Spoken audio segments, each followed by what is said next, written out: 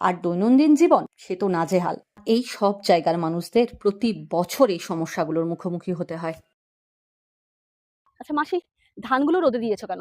জল দাঁড়িয়ে গেছিল, দিয়ে সে জল থেকে কাটা হয়েছিল, দিয়ে ডাঙা এনে মিলা হয়েছিল, শুকনা করা হয়েছে, দিয়ে হোপারে ঝাড়া হয়েছে, আবার এখানে রোদে দিয়েছে। যখন ওই বন্যাটা হয়েছিল তাই তো, ধান কি নষ্ট হয়েছে কিছু? হ্যাঁ হ্যাঁ কিছু নষ্ট হয়ে গেছে। হ্যাঁ আর যেগুলো বেঁচেছে সেগুলোকে তোমরা এরকম করছো। হ্যাঁ এইভাবে রোদে কতদিন দিতে হবে তোমাদেরকে? ওই তো রোজ আজ 8 দিন হয়ে গেল।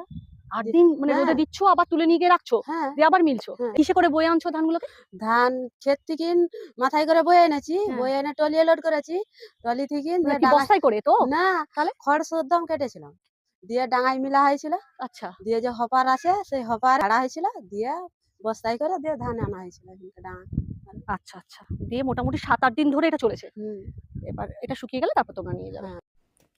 আর এইভাবেই চলছে জীবনচক্র।